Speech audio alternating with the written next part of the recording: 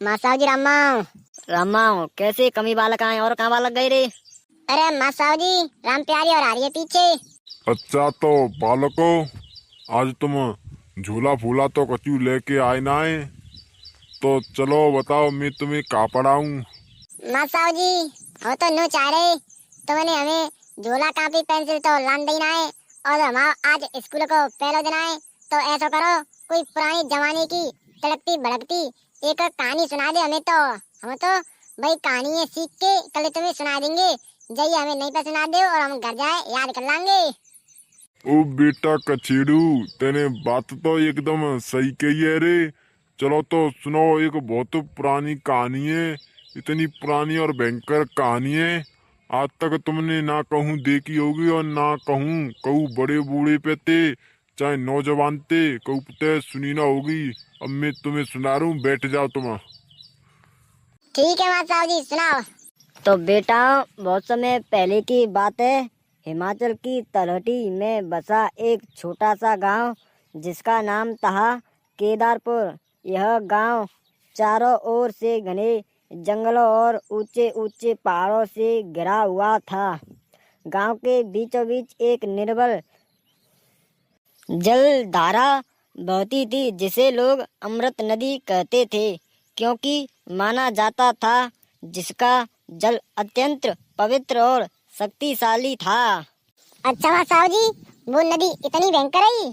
हाँ बेटा, सुनाओ सुनाओ मासाओ जी, मजा आ रहा है कहानी में, तो सुनाओ। इसी गांव में सोनू नाम का गरीब लकड़हारा रहता था। सोनू की उम्र लगभग 35 वर्ष थी। उसका शरीर मेहनत से तपा हुआ था।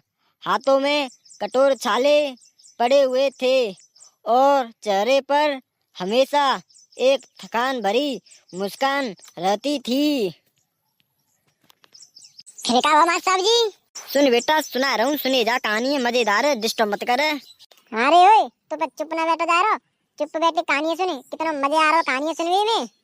उसकी झोंपड़ी की दीवारें मिट्टी और गोबर से लोपी गई थी और छत सूखी घास फूस की बनी थी, जो बारिश के मौसम में अक्सर टक टक करने लगती थी।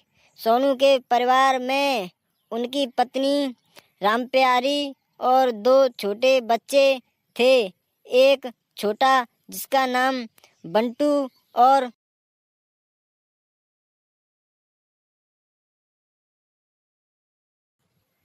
बंटू 8 साल का था और गुड़िया मात्र 5 साल की थी। दोनों बच्चे दुबले पतले थे, क्योंकि घर में अक्सर 2 वक्त का खाना भी मुश्किल से झूठ पाता था। सोनू का काम था जंगल में लकड़ी काटकर लाना और उसे गांव के बाजार में बेचना।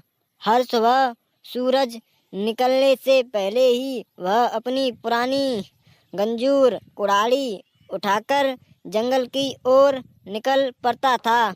यह कुल्हाड़ी उसके पिता की थी, जिसके पिता को यह उनके पिता से विरासत में मिली थी। कुल्हाड़ी का फल कब कई जगह से घिस चुका था। उसकी लकड़ी की मुठ पर कई जगह दरारें पड़ गई थी, लेकिन सोनू के पास नई कुल्हाड़ी खरीदने के लिए पैसे, इसलिए वह उसी पुरानी कुल्हाड़ी से काम करता था। मास्टर जी, वो तो फिर ज्यादा ही गरीब हो यार मेरी, क्यों तेरे चुप ना सुनी जा रही और मास्टर जी ते यार मेरी के कह रहे हो? हे बच्चों, चुप रहो वरना कहानी नहीं सुनाऊंगा। ओए, चुप ना रह जा रहा तुम पे, तुम रिंदे हो। तुम सुनाओ मास्टर जी, सुनाओ। सोनू का जीवन बड़ा संघर्षपूर्ण था।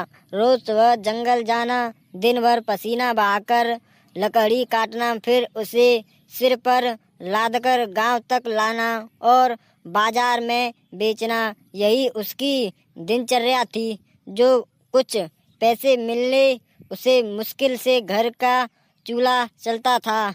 कई बार तो ऐसे दिन भी आते जब पूरे परिवार को भूखे पेट सोना पड़ता। फिर भी सोनू एक बात का हमेशा ध्यान रखता था, वह चाहे जितना भी गरीब क्यों ना हो, वह कभी बेईमानी नहीं करता था। बाजार में लकड़ी तौलते समय वह कभी कम नहीं तौलता, किसी का हक कभी नहीं मारता और अपनी मेहनत की कमाई पर ही संतोष रहता। गांव के लोग उसे ईमानदार सोनू कहकर बुलाते थे। एक दिन गर्मी के मौसम में सोनू हमेशा की तरह जंगल गया। उस दिन जंगल बहुत घना और शांत लग रहा था।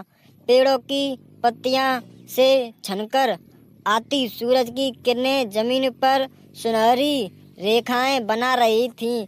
पंछियों का करवा चारों ओर गूंज रहा था। सोनू एक बड़े पुराने बरगद के पेड़ के पास पहुंचा, जिसकी शाखाएं अमृत नदी की ऊपर फैली हुई थी। उसने अपनी कुल्हाड़ी उठाकर और पेड़ की एक मोटी शाखा पर वार करना शुरू किया।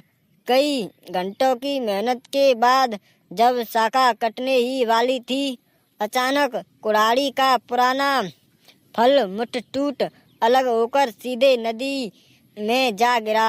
हे भगवान! सोनू के मुंह से चीख निकली गई। वह दौड़कर नदी किनारे पहुंचा, लेकिन पानी इतना गहरा और तेज बहाव था कि उसे कुछ दिखाई नहीं दिया। सोनू वहीं नदी किनारे बैठकर फूट फूट रोने लगा। अब मैं क्या करूँगा? वह बुदबुदाया। और कुल्हाड़ी ही मेरी रोजी रोटी एकमात्र सहारा थी। मेरे पास इतने पैसे नहीं हैं कि नई कुल्हाड़ी खरीद सकूं। अब मेरे बच्चे भूखे मर जाएंगे। नदी माँ, मेरी मदद करो। उसकी करुण पुकार सुनकर अचानक नदी का जल हिलने लगा। पानी की तरह पर लहरें उठने लगीं और उन लहरों के बीच से एक दिव्य आकर्षित प्रकट हुई। यह जल देवी थीं। उनके शरीर से एक आलोचक प्रकाश फूट रहा था, जिसके वस्त्र नीले जल की तरह चमक रहे थे और उनके बालों में कमल के फूल गुंजे हुए थे। हे लकड़हारे, तुम क्यों रो रहे हो? जल देवी ने मधुर स्वर में पूछा।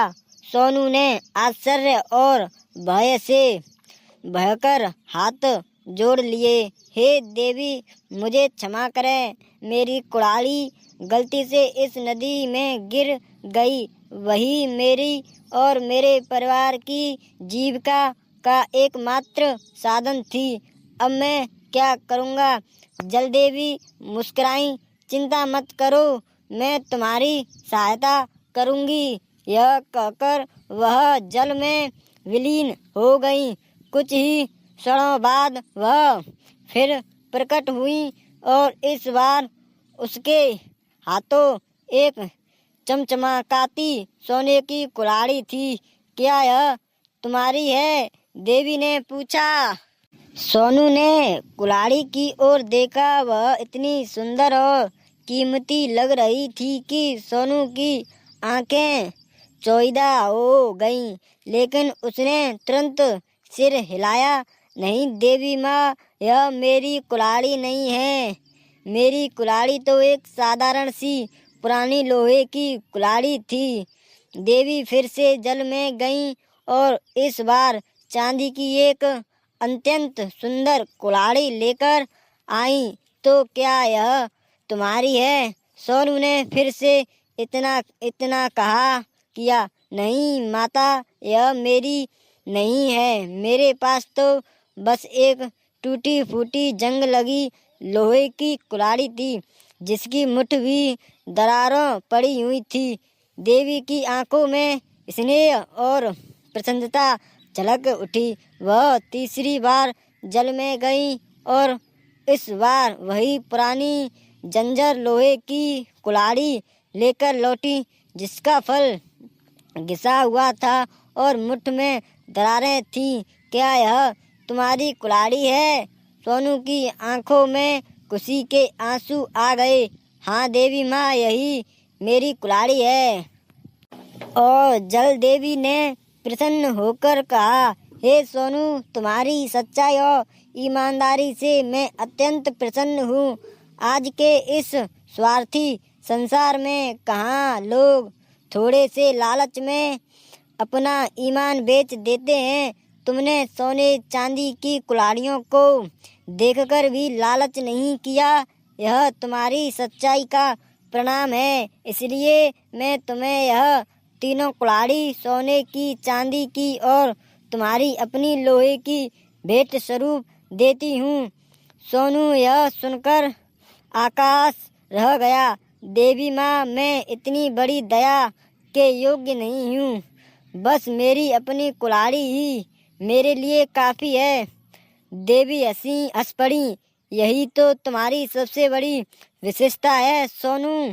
जो मनुष्य संतोषी होता है और लाचार देर दूर रहता है, वही सच्ची स्मृति का अधिकारी होता है। यह मेरा आशीर्वाद समझकर स्वीकार करो और इन सोने चांदी की कुल्हाड़ियों को बेचकर तुम अपने परिवार का जीवन सुधार सकते हो, अपने बच्चों को पढ़ा सकते हो और एक अच्छा घर बना सकते हो। तुरंत ध्यान रखना, यह धन तुम्हें दिया जा रहा है क्योंकि तुमने कभी धन की लालसा नहीं की। यदि मनुष्य में तुम्हारा मन लालच से भर गया तो यह वरदान श्राप में बदल सकता है। सोनू ने तीनों कुल्हाड़ी बड़ी श्रद्धा से ग्रहण की और देवी को बार बार प्रणाम किया और घर चला गया। उसने वो कुल्हाड़ी और वो घटना अपने परिवार को बताई और परिवार के सारे दुख दर्द ठीक हो गए और वह अपनी जिंदगी बहुत ही मजे और ईमानदारी से जीने लगा। वाह माँ साहब जी वाह, आज तुमने मौज कर दी। बहुत बढ़िया कहानी सुनाई है। वाह, तालियां बजाओ तालियां। तो बेटा हमेशा ईमानदार रहना चाहिए, कभी बेईमानी ना करनी चाहिए।